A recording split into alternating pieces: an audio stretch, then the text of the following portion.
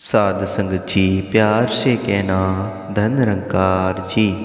आई सत्संगत जी, दास उम्मीद करता है कि सतगुरु की रहमत असीम कृपा से आप सभी संत बहुत ही अच्छे होंगे। सत्संगत जी, दास आप जी के पावन चरणों में आज फिर से एक नई साखी के साथ। सत्संगत जी, आज की साखी बदला। सत्संगत जी, किसी गांव में एक उच्च कुल का क्षत्रिय परिवार निवास करता था। उस परिवार में 2 भाई थे और एक उनकी माता वीरता उनका आभूषण भी थी और शक्ति उनकी संगिनी। परिवार सुखपूर्वक रह रहा था। सत्संग जी, एक दिन परिवार की सुख समृद्धि पर वज्रपात हो गया।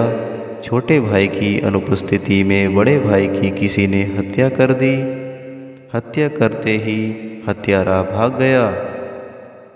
कोई उसे देख तक नहीं पाया। पुत्र की हत्या का समाचार सुनकर माँ का कलेजा फट पड़ा। उसकी आंखों से अविरल आंसू धारा बह गई निकली। पुत्र का सब देखकर उसका हृदय ममता के प्रभाव में बह चला। रोते रोते हृदय पत्थर की भांति कठोर हो गया। हत्यारा यदि उनके सामने होता तो उनकी आंखों की चमक से ही भस्म हो जाता। शोक ने क्रोध का रूप धारण कर लिया था। छोटा भाई शाम को घर लौटा। भाई का शव देखकर वह बहुत दुखी हुआ। क्रोध में उबलती हुई माँ बोली, तुम क्षत्रिय हो, हत्यारा बचना न चाहिए। जो बार खाकर भी बैठा रहे वह क्षत्रिय नहीं होता। तुमने मेरा दूध पिया है, दूध की आन निभाओ। माँ की इन बातों से उसके खून की खूब उबाल आ गया। उसने अपनी तलवार निकाल ली और बोला, माँ, तुम्हारे दूध की आन जरूर निभाऊंगा। मैं तुम्हारे सामने ही हत्यारे का सिर अपनी तलवार से काटूंगा। सत्संग जी, वह माँ बोली, यही करो पुत्र। क्षत्रिय पर तो किसी की आक्रमण करने की हिम्मत तक नहीं होनी चाहिए। ऐसा असर होना चाहिए। अब हत्यारे से ऐसा बदला लो कि आगे कोई तुम्हारी तरफ आंख उठाकर न देख सके। जो अपने शत्रुओं को ऐसा सबक न सिखा सके वह वीर नहीं कायर है। सत्संग जी, छोटा भाई यह सुनकर खड़ा न रहा। उसका क्रोध चरम सीमा पर पहुंच गया था। शत्रु को बंदी बनाए बिना वापस न लौटूंगा कहकर वह चला गया। अब सत्संग जी, उसने देश का कोना कोना छान मारा। जंगल तक में ढूंढ भयंकर पशु भी उसकी तलवार देखकर भाग खड़े होते। नगर क्या, गांव क्या, सब तरफ उसकी नंगी तलवार घूमती घूमते बाहर।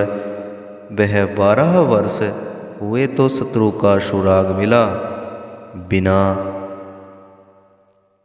बिना एक भी पल गवाए उसने शत्रु को बंदी बना लिया। उसकी जवान पत्नी, छोटे छोटे बच्चे, बूढ़ी माँ सब रोते पीटते रह गए। 12 वर्ष का वक्त कम नहीं होता। इतने दिन बाद घर पहुंचा उसकी माँ आंखों से विजय की चमक थी। बंदी हत्यारे को माँ के सम्मुख प्रस्तुत करके बोला, लो माँ, मैंने तुम्हारे दूध की आन निभा दी है। अब इस तलवार से स्वयं ही इसका सिर काट दो। बंदी को मृत्यु साक्षात नजर आ रही थी। वह गिड़गिड़ा कर प्रणव की भीख मांग रहा था। उसने अपनी जवान बीवी के आंसुओं का महसूस, बच्चों का और माँ के बुढ़ापे का पछतावा दिया, परंतु क्षत्रिय वीर ने पछताया। सत्संग जी, वह दांत पीसकर बोला, इस माँ के दर्द को नहीं पढ़ रहे हो क्या? भाई को मरते समय भी क्या तुमने ऐसा सोचा था? कहकर उसने हत्यारे को और पीड़ा दी। माँ बोली, तलवार तुम अपने से ही पास रखो, तुम ही भाई का बदला लो। क्षत्रिय वीर उसे मारने का उपकरण करने लगा।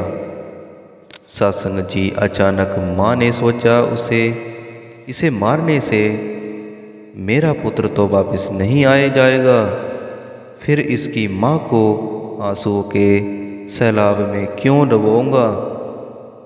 इसके बच्चे क्या प्रतिहीनता को जीवित छोड़ देंगे। यह विष वेल क्या इस हत्या से थम जाएगी। यह तो इसका आरंभ ही नहीं होगा। बदले की इस आग को बुझा देना ही बेहतर है। अपने बहू के सामने इसकी पत्नी को भी विधवा बना दूं, यह मुझसे न होगा। वह बोल उठी, रुको पुत्र। उसने तलवार उठाई ही थी कि थम गया। उसके पश्चात नजरों से माँ की ओर देखा। पुत्र, इसे छोड़ दो। माँ दयालु पूर्वक बोली। वह चौंक गया और बोला, यह क्या कहती हैं? आप 12 साल बाद दुश्मन मिला और फिर से जीवित छोड़ दूं। सत्संग जी, माँ बोली, बेटा यह हमारे घर में है इसलिए अद्वितीय है। अदिति कुछ मारने धर्म नहीं। और यह बार बार गिड़गिड़ा कर प्राणों की भीख मांग रहा है। पीठ दिखाकर भागते शत्रु पर क्षत्रिय वार नहीं करते। वह रुक गया था। सत्संग जी, सुनो, क्रोध से क्रोध को जीता नहीं जा सकता। खून का दाग खून से नहीं धोया जा सकता। हत्या के बदले हत्या उस विष वृक्ष का जड़ बनेगी। सत्संग जी, जिसका फल न जाने कितने सुहागनों का विधवा और कितने बच्चों का अनाथ बनाएगा। सत्संग जी, सुनो, इसके बच्चे इसकी मृत्यु पर चुपचाप नहीं बैठेंगे। वे भी उसी तरह बदले के लिए निकलेंगे जिस तरह तुम 12 साल पहले निकल पड़े थे। इसलिए इसे छोड़ देने में ही कल्याण है। सत्संग जी, क्रोध को क्षमा ही से ही जीता जा सकता है। पुत्र ने तलवार फेंक दी और बंदी रिहा हो गया। सत्संग जी, प्यार से कहना, धन निरंकार जी।